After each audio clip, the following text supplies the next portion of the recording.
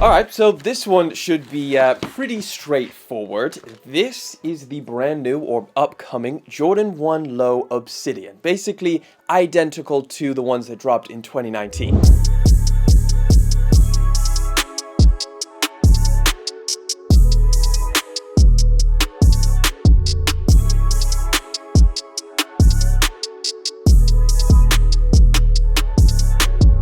Obviously, those ones were the highs, and it also felt like those were the first time I ever really felt how powerful TikTok would be in the sneaker game. I mean, those had an incredible run for quite a few years, all off of the strength of just going viral on TikTok. They were reselling for like $500–600. You literally saw them everywhere. They really had a moment. So over 6 years later, we get the low version, which I think is just objectively the better decision for most people. But of course, we'll go through all of that. Let me just give you guys a few release details for these if you are after them. March the 22nd is when these are going to be releasing, and I don't think they should be that hard to get. They retail for the usual $140, and I think the best way to kind of gauge people's excitement around this pair of shoes is to look at the recently released Jordan 1 Low Mochas. I think it's a great comparison, these and the Mochas, just in terms of like people's excitement. They also have a very similar history. I mean, those Mochas have the high version that obviously dropped in 2020, and those were arguably even more hype. Well, I guess just more popular in general. It almost felt like if someone was wearing a pair of Jordan 1s in 2020, 2021, it was going to be the Mochas. I think it's pretty much the most popular Jordan 1 I've ever seen, and that's when, of course, a couple months ago, we got the low cut version, which was identical to those highs in every single way. The materials, the colors, everything. And that's exactly what to expect with this pair of shoes. However, unlike the Mochas, it's not as one-to-one. There does seem to be a few different changes between these and the highs. For starters, these do come in a different box now, so the other ones just came in the red and black one. This is now all over navy with that UNC Nike branding, but still the same, you know, regular Jordan 1 box. Now with these, you also get an extra pair of laces. I actually don't know if the originals did or not, but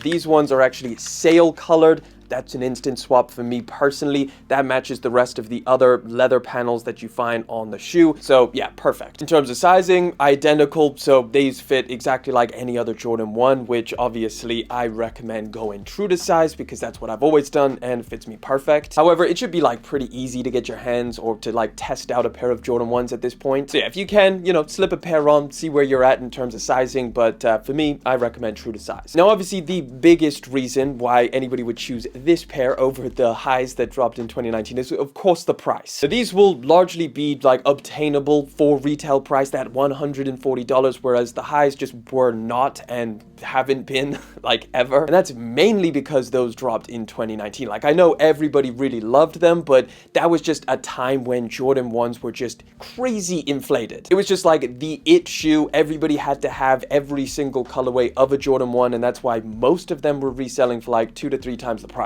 But yeah, here in 2025, things are a lot more like, I guess, the norm for a pair of Jordan 1s. So yeah, you should be able to pick these things up for that $140, maybe even lower. I think some people found some great steals on the Mocha Lows. That potentially could happen with this pair of shoes. So yeah, if you're literally picking between the highs and the lows, yeah, you're gonna save like at least $100 to $200 with these. Now, second cool thing about these, and I guess would be a little bit of a difference between the originals, the material is pretty solid. Now, I don't have the original Obsidians to kind of directly compare, but from the look of it, and I've looked at a lot of different Jordan 1s, they look like they have that really synthetic, wrinkly type of leather. These don't really have that. Now, you do get the best material for the actual colored panels, so around the back, the UNC, and then of course the navy that feels a little bit thicker, a little bit softer, and I really like it. Now, the off-white color panels that you get on like, you know, the medial lateral sides and of course the toe box, that feels a little bit more standard, but still not bad. I've also seen like a lot of images of these things online making them look like these panels are like solid white as well as the midsole,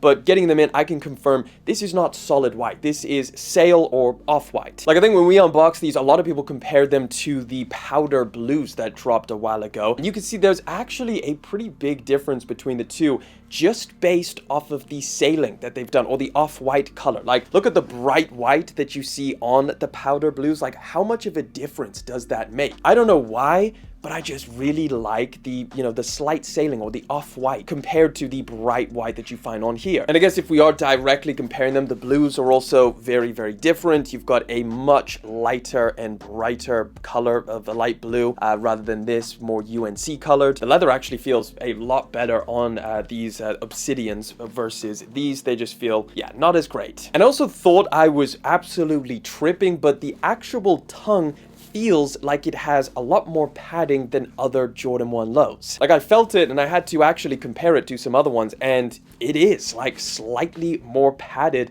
than some of the other Jordan 1 lows that I have. Now, this could have been done before on some other colorway that I haven't tried, but yeah, comparing it to, like, you know, the powder blues or the mochas or stuff like that, this is like got a little bit more padding, which actually feels pretty nice on foot. It's not gonna make a massive difference, but you know, you can feel it, a little bit more padding on the top there. As for the colorway, obviously, you know, you're gonna like it or you're not. I'm a little bit more biased when it comes to like UNC colors. I freaking love the way that it looks, but I do just think in general these colors work together so well. Like, for an actual colored pair of shoes that's not just monochromatic that a lot of people like to go for, like some of the easy wearers like a black and a white or something like that, these are probably like the second best, you know, to just style. Like the sail with the light blue, the little pop of color back here, and because this navy is so dark, it goes along with a lot of darker outfits, and then with the little pop of color and the sail, that goes along with a lot of lighter outfits. I just think typically, you know, people see a pair of shoes with a little bit of a pop of color and they're like, oh, those are going to be a little bit harder to style than, you know, a regular like earth tone pair of shoes or a black and a white pair of shoes. But I just don't think that these are as difficult as they may seem with that UNC round the back. I think the sailing that they did also helps a lot. Like, just the fact that it's just not a super bright, harsh white,